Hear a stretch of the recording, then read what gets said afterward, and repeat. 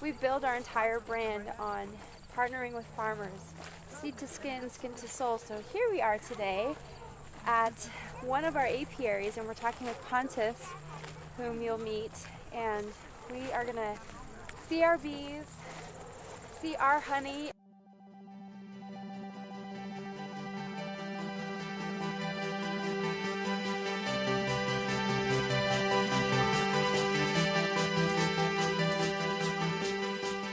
I really wanted to support the local US-based bee farms, and so we've been able to purchase about 12,000 pounds of beeswax here from Colorado, and from all local small bee farms. It takes 300 pounds of honey to produce 1 pound of beeswax here. That's the whole thing, you know.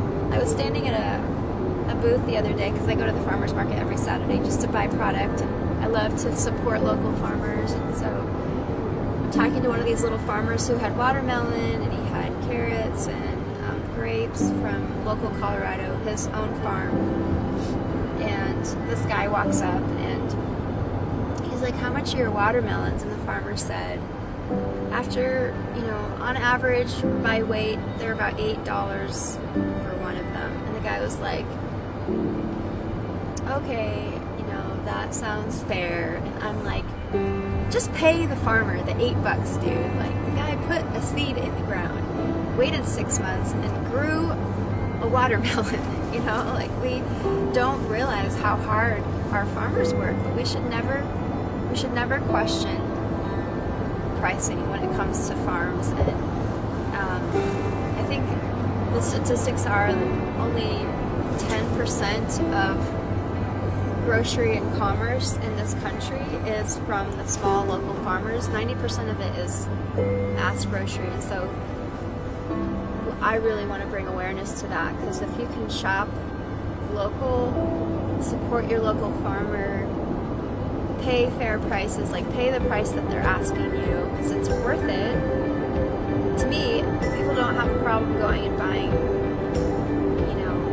expensive medicine, but to me, food is medicine, so it's worth investing in your health, because if you don't have your health, you don't have anything.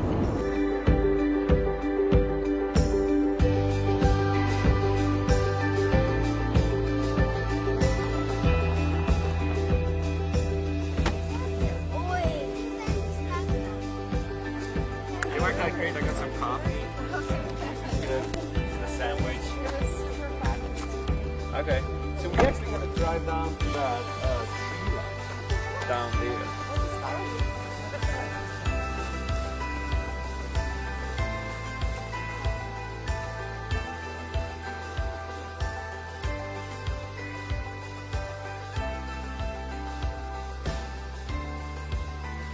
We build our entire brand on partnering with farmers, seed to skin, skin to soul. So here we are today at one of our apiaries, and we're talking with Pontus, whom you'll meet, and we are gonna see our bees, see our honey and our wax, and where our wax is coming from. So when you are using the lotion bar or the soap,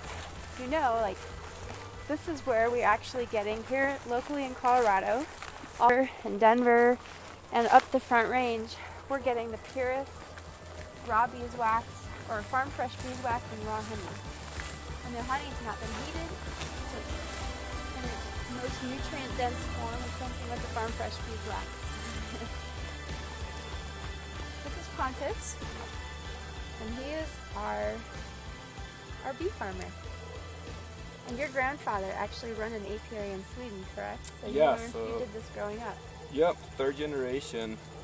So I worked with bees one way or another my whole life, and it started off being free labor as a child, and here I am, running bees. Free labor. I did that too growing up on the farm. Yeah, that's how we all end up on the farm, free labor.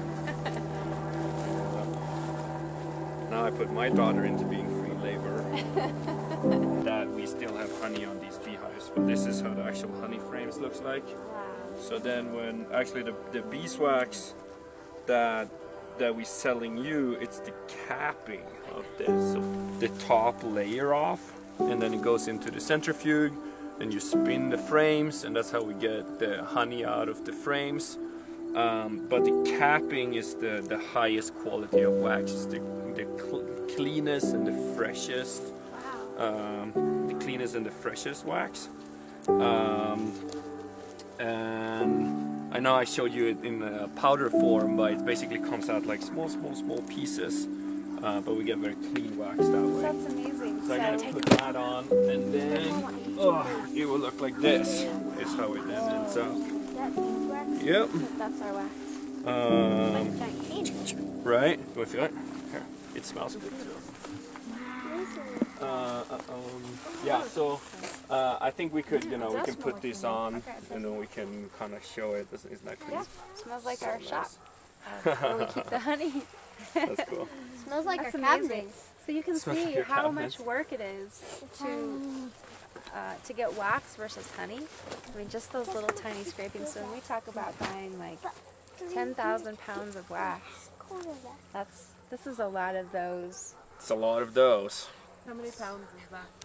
I actually don't know. I would guess it's 15. yeah, 12, 15. 15 is probably a pretty good estimate. Something like that. And we buy them in 40-pound blocks. That's beautiful. My uncle raises bees up north, and it's just amazing. Yeah, it's so cool, right? Yeah, it really is. Well, we're ready. All right, well, let's do it. Cool. So who's putting bee suits on? Here, if you do this, I think this is my extra large. Woo! Here we go. Gonna see our bees. I love these little bees. They're just so happy. They're so hardworking. I'm gonna learn a lot from the bees.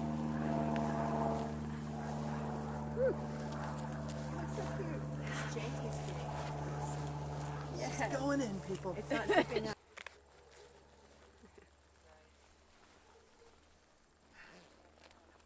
How are you feeling?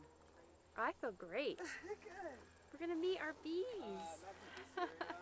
I'm feeling so amazing. I love the workmanship of a bee, and I just appreciate their artistry, their work ethic. It's amazing how far they fly.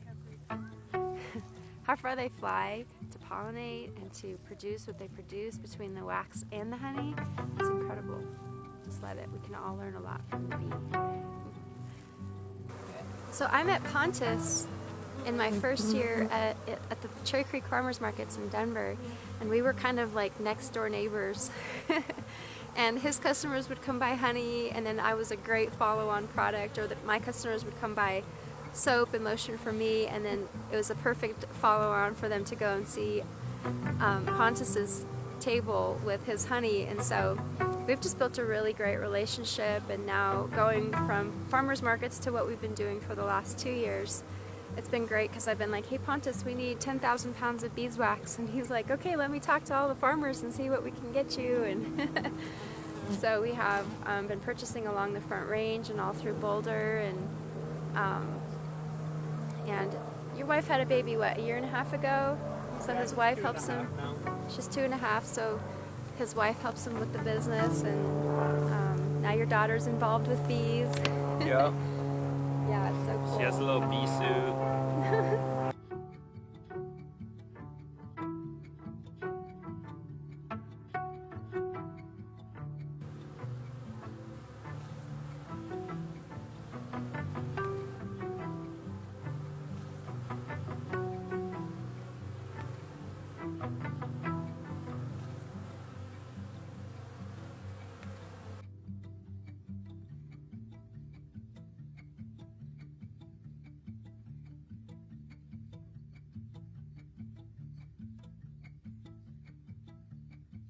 As it starts to be time for them to hibernate, they make a cluster and they lay down.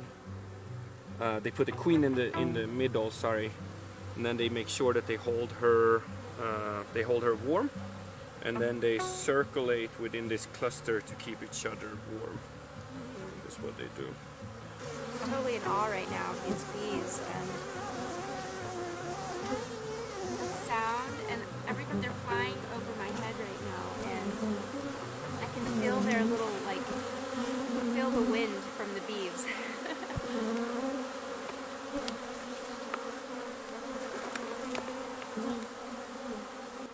Well, let me see if I can lift one more, but yeah, I think this time of the year, yeah, of course. I didn't expect it to be this heavy.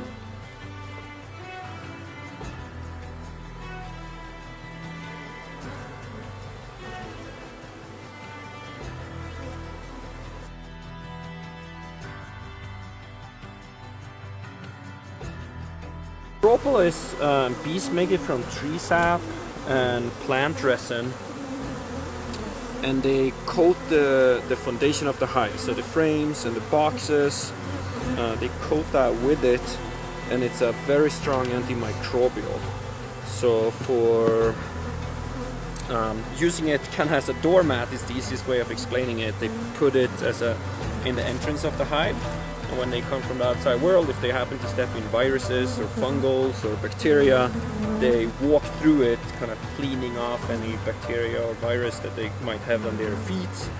And then they use it, they cover the boxes with it to keep it clean and healthy for them. And then if there's an invader, don't they wrap it like this? So if like a grasshopper or anything will come into the beehive, or a bug comes into the beehive and it would die, if the bees are not strong enough to carry it outside the beehive, they basically embalm the invader with propolis, and that's how they make sure that no bacteria or mold starts kind of in the cadaver of the invader. Isn't that incredible? The Egyptians used it in their embalming process, and Soviet Union used it for gun wound treatment during First World War, and it's been around for a long time. It's just kind of been disappearing in the modern world a little bit. I think I'm gonna put the box back on. Okay.